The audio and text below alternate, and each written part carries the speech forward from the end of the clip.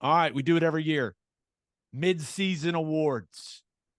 Sooners sitting at 6-0, number 5 in the AP poll. Let's start with defensive MVP. What do you think? I mean, it's got to be Stutzman, right? I think Billy Bowman has been really, really good. I think Woody Washington has been really, really good.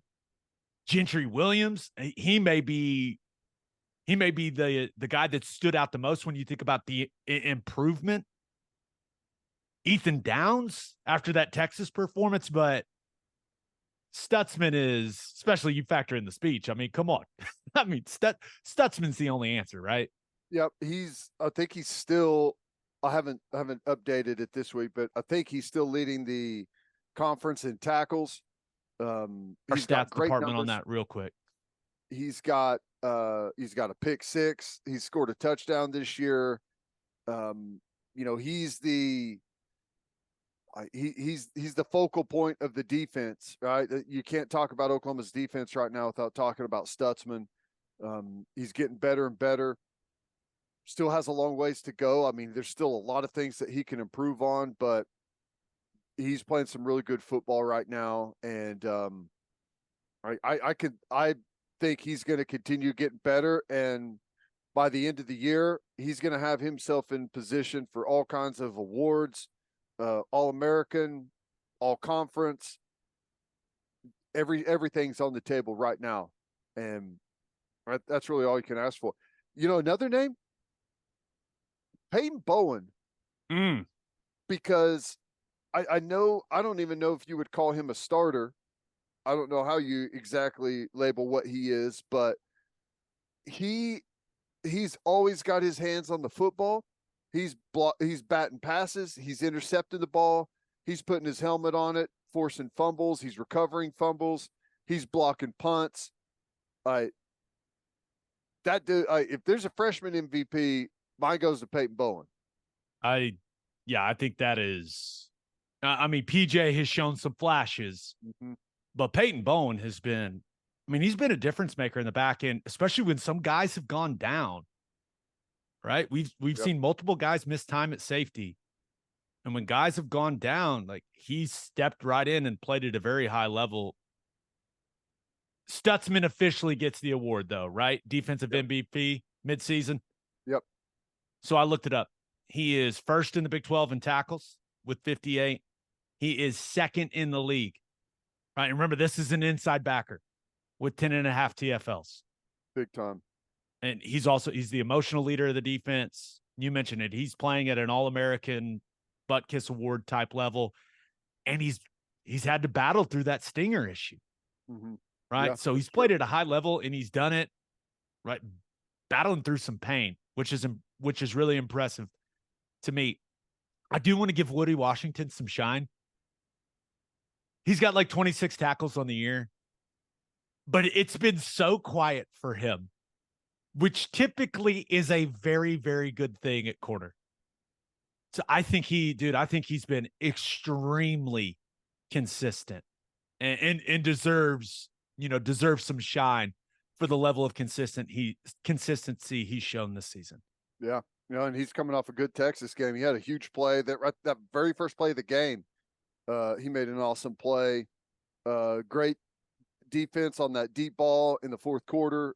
He's been great. Yeah, you can't say enough about how important it is to have a corner that you could just kind of put over there and not worry about. Right? You know what you're going to get week in, week out. He's going to be locked in and give you really good coverage. He's been great. And Gentry Williams is starting to feel that way too. I mean, especially with how he's played some of that bubble stuff on the outside, just throwing guys around and then making physical tackles. Right? He's battled some injury issues, right? If he can stay healthy, right? What's he got? 3 interceptions? Like the guy just makes plays. Yeah.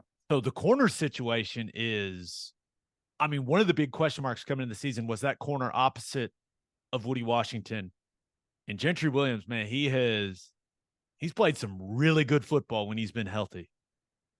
What's crazy is, he has, and I expect that to continue. Josiah Wagner, who, through training camp looked like was going to possibly have that starting spot or at least be a heavy rotational guy, split time there, has had some injury issues to fight through. So I don't even think you're getting the full scope of what that corner position's looking like right now. It's the trajectory for that position group looks really good. No doubt about it. So Danny Stutzman, congratulations. You are the midseason defensive MVP, probably the most prestigious award you're going to get all year long. Okay. It's a big deal. The Oklahoma Breakdown midseason defensive MVP, very prestigious stuff. All right. On to offensive MVP. I mean, we can talk about the other guys, right? We can talk about, hey, Nick Anderson. All the dude seems to do is score touchdowns. Had the game winner against Texas. Guy's got 6 touchdowns on 11 catches. It's crazy. Right. Andrell Anthony, right? I know he's done for the rest of the year, but what he did for this football team in the front half, right? Having the most catches, or I guess having the most yards. He only had 1 touchdown, but he provided a serious deep threat for this offense. Had a couple really nice catches throughout the season as well. Drake Stoops, Mr. Consistency. He's got the most catches on the team. Right? He's got 4 touchdowns. I don't know how many third downs he's converted, but it's a lot. But we're really just, I mean, you got to hand it to Dillon Gabriel. There's really just there's not another option here. Ted, he's been one of the best quarterbacks in the country. Right. And I think everyone came to that realization all at the same time. We'd been saying it, right? He's playing like one of the best guys in the country. But now he put everyone on notice with that final drive against Texas. Yeah. And, it was building at the right time, right?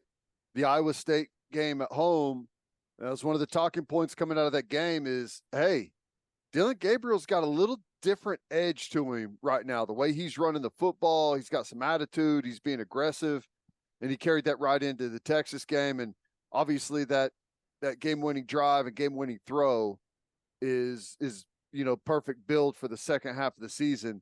He's the MVP, and my hope is we're about to see the stretch run and the best of Dillon Gabriel, because there is no doubt, and it's the same at every position, but maybe even more so at quarterback. When you got that confidence rolling, some special things can happen. Oh, and there's no doubt, right? He's the same guy, but he's not from this point on, right? Yep. And it's going to be interesting to see how he handles it. Now, a look at the numbers real quick.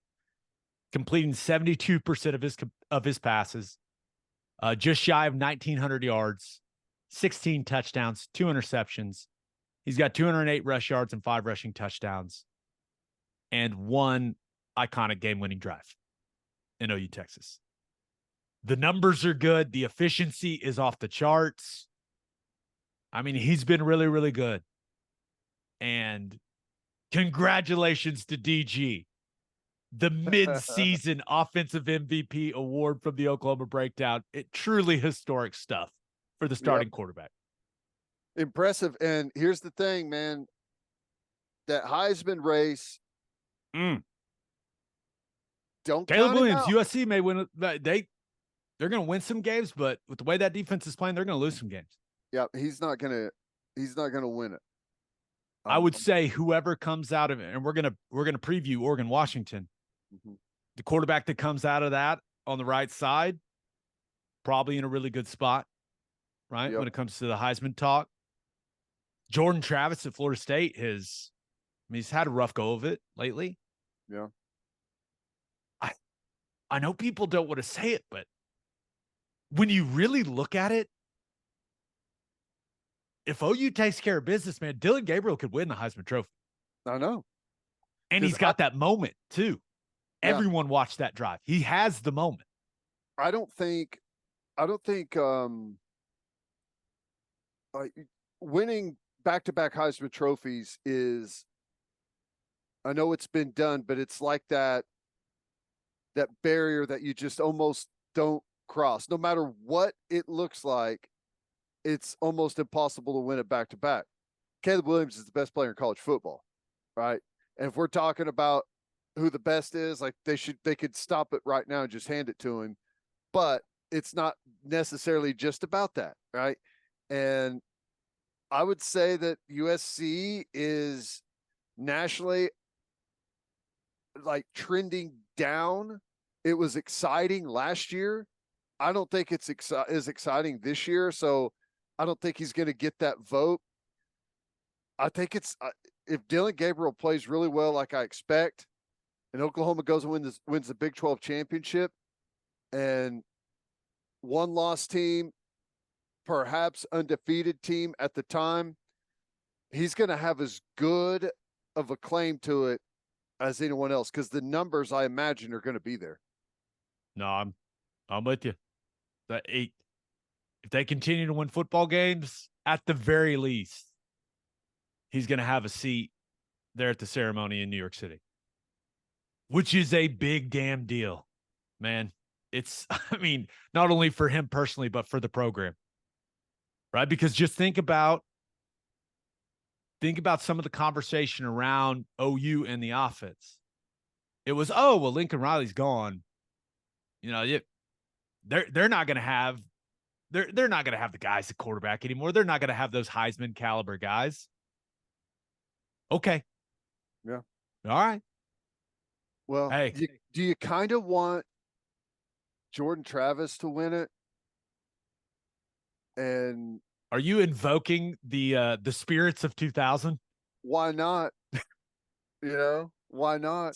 Stutzman would definitely play the Torrance Marshall role, right? Definitely. No doubt. All right, we got 2 more awards. Best defensive play. Got some good candidates here, Ted. We've got the Stutzman pick 6 against Tulsa. Now, I'm not sure whether that was a good play by Stutzman or just an awful play by Tulsa's third-string quarterback. That's up for debate for sure. You've got the Billy Bowman pick 6 versus Iowa State that absolutely sent OU fans into a frenzy. That was so much fun. You've got the goal line stand against Texas, right? Which feels like the right answer here. Those 4 plays in a row, I don't think you could separate them. I think you kind of have to view them as a group. And if you'd like to view the breakdown of those 4 plays, check out the Oklahoma Breakdown YouTube page where we go through all 4 of them and we go through what OU did right. And I was pretty hard on Steve Sarkisian and some of the play design after watching it back. I was a little critical. Well, but I think it's all fair. Yeah, but I guess if you have to pick a play in that group of plays, you got to go with the 4th down stop from Bowman and McCullough on Xavier Worthy. Bowen destroying Jatavion Sanders for the Kendall Dolby interception. That's my favorite play of the season. Like the tone that set. Like Bowman just blasting him. I mean, dislodging the football. Just that play. I loved that play. So we got a tough choice. I'm gonna let you make it because you're Mr. Defense. But just so you know, Bowman destroying Sanders and then resulting in an interception. That was my favorite play of the year so far on defense. Yeah, that was awesome. And we had to have it. I mean, that was a pivotal moment. They were about to punch it in after what I think that's whenever we missed the 4th down, right? We turned it over on downs.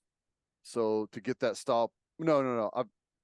I've got that backwards. That was the goal line stand. But anyways, just going through those, I think it's closer with Bowman on MVP than maybe we gave him credit for. Like when you just think about it, I'll say this. The 4th down stop on the goal line, the pick 6 against Iowa State, the blowing up Jatavion Sanders that forced that interception. I mean, there's a lot of really like pivotal plays in there. I'll say this. Going back and watching the tape of OU's defense in that game, and this isn't a knock on anyone else. To me, and this includes the guys on offense for Texas, I thought Billy Bowman was the best player on the field. Mm-hmm. Just how sudden and explosive, how physical he played. He made some mistakes, right? They gave up some stuff defensively. There's no debating that. But Ted, sometimes a guy just jumps off the tape to you. And I don't know all the nuances of defense like but I know this. Billy Bowman played as fast and as physical as anyone on that field in the Cotton Bowl. To me, when it was Texas offense on the field and OU's defense, I thought Billy Bowman was the standout player. Now, you may see it differently, but that's how I saw it. No, I mean, he often is. And you just going back through a lot of the biggest plays of the season, he's heavily involved in those. So you got to pick one, man. This is a prestigious award. This is the Oklahoma Breakdown mid-season best defensive play. Got to pick one. I'm going with the goal line stand. And if that's the fourth down, then that's the fourth down. If I have to pick out the play, because that's it. I mean, obviously, Stutzman's pick six is awesome. Bowman's pick six against Iowa State is awesome. Like, all of those things are great, but like, that's the one play that you can point to in the biggest game that people are going to remember forever. Completely agree. I mean, completely agree. All right, let's get to best offensive play. Some interesting candidates here. Let's go in order. Jalil Farouk touchdown versus SMU. Right? We're all fired up about OU's win over Texas, but let's remember that game had just been cut to 14-11. Mm-hmm. It was 2nd and 15 on that play. He catches it and kind of just throws the corner off his back and then jukes the safety into another dimension and scores a touchdown, gives the Sooners a little breathing room, right, in that football game. Huge play in the season. You've got the deep ball touchdown from Dillon Gabriel to Nick Anderson versus Iowa State, where, Ted, for us, it felt like the ball was in the air for forever. But yes, just a beautiful throw. Nick Anderson continuing to make plays. Jaden Gibson versus Iowa State on the fourth down, the touchdown. Awesome. Yeah, fourth down. Needed it at the time. That was huge. Dillon Gabriel's best throw of the year. Yeah. The accuracy, layering it over the underneath defender in front of the safety. Gibson seeing that he's going to get hit, absorbing the hit, staying on his feet, running through guys, carrying guys into the end zone. Just an awesome play. Then a couple more. And this may be my favorite play, and it didn't gain very many yards, but it just is great. Tommy Walker steamrolling that corner from Cincinnati out in the flat. I love that play so much because we knew exactly what was about to happen. It was like, oh, here it comes, boom. Yeah, it's like someone walking out and setting the ball on the tee, or like a slow motion car collision. You know what's about to happen. That was awesome. And my favorite part of it is he just continues to run through him and put, footprints all over his chest as he runs over him and gets more yards. Just incredible. So good. Oh, so good. But feels like the only answer is Dillon Gabriel's game winner to Nick Anderson. I mean, that's got to be the answer. It caps off an all-time drive in OU football history. Not just in the history of OU Texas, but in OU football history. That is a drive and a play that every OU fan's going to remember, right? Like, that's so cool, and that's why I think it's the only choice for a very prestigious award, okay? The Oklahoma Breakdown mid-season offensive play of the year. And that includes Walter Rouse blocking two guys, right? Left arm, right arm. And that clip of him talking about it is fantastic. Oh, fantastic stuff. Got the Outland Trophy lineman of the week. That's it's a big deal. It's a big deal. And also, I know he's got a big brain. I know he's got that Stanford degree, but hey, come on, Walter. When you're done with a long NFL career, come on to the media side of things, buddy. You're built for it. He's pretty good. You're built for it. I'm telling you, big fella. But there's just so many parts of that play. Rouse's block. I loved it. Texas, like, Levy in that moment, because remember, they run QB draw and they get set and they still use motion. right? The clock is ticking, like the game is ticking down. And I don't know if Texas didn't expect any motion to happen, but they didn't communicate the motion. Nick Anderson is standing wide open in the back of the end zone. You've got the fact him just audibly screaming as well, which is such a great celebration. Everything about that play is, I mean, it's just so memorable and so awesome, man. Well, So that's my choice.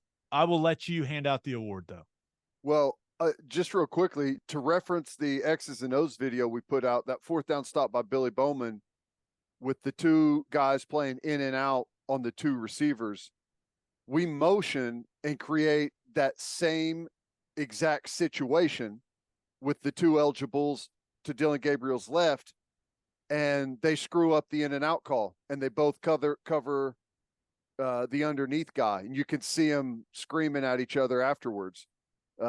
So that's the difference right there, right? Whenever you've gone through everything the whole game and you got an opportunity right there and you've got to communicate that stuff, at the moment, on the fly, in the fire with all the crowd around you. That's why it's difficult, but that's easily the best play of the season offensively. And honestly, best play offensively since when? Game winner to cap off a drive in under 2 minutes. So that's easily number one, and that one's going to be hard to knock off the mantle for a while. No doubt about it. Congratulations, Dylan Gabriel, Nick Anderson. Walter Rouse gets the shout out there as well. Now, Ted, before we move on to our previews, I just received some mock-ups from our friends over at Opolis Clothing. Check this out. We've got Stutzman smoking the cigar in the locker room on the front. Awesome. Check out the back. Yeah. Beautiful. So you get the best of both worlds. You get the quote and the picture. Oh, they're going to sell so many of those. That's pretty sweet. I thought they were going to go with like the quote over the picture, But yeah, I don't make design decisions. You need the quote big and bold on the back, just right there for the world. Let the people know. Awesome. All right, call your shot. Actually, almost forgot call your shot. We asked you guys your favorite play of the season up to this point. I like this one. I knew you would appreciate this one. Ted, this comes from Unfair Sports Coop, who says Gentry's interception versus Texas. It showed that Canick got that proper drop into the passing lane, and Gentry benefited from a double clutch. Look at our man Coop talking about zone drops. Let's go. Yeah, awesome. And you could see before the play and on that drive, the communication was locked in. Everyone knew exactly where to go. And yeah, just a film study. He's jumping that route because he knows exactly what they're going to get out of that formation. So it was an awesome play and set the tone. 2 weeks in a row, interception on the first series. That's big time. Yeah. I mean, no doubt about it. Now, this other one comes from John Shoup, who this is a good one. This is one we didn't mention. He said Dylan Gabriel being pushed/pulled into the end zone by Tawi Walker, Drake Stoops, and Walter Rouse to go up 17-6 and take control of that Cincinnati game. He said team effort, DG will not be denied. I love that one. I had kind of forgotten about that play, but yeah, remember it kind of got stacked up there at the goal line, and then he ends up, kind of pushing his way in.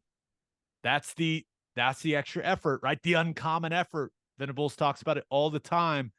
That's a great one from John Shoup. That's good play. I like it. Yeah, very good. Very good. Plenty to choose from over the first half of the season for sure. Hopefully the back half we have some good ones too. Yeah. We'll hand out the awards at the end of the season. Now, I'm not sure if they're as prestigious as the midseason awards. Midseason awards are a big deal, okay? Big deal. Big deal. But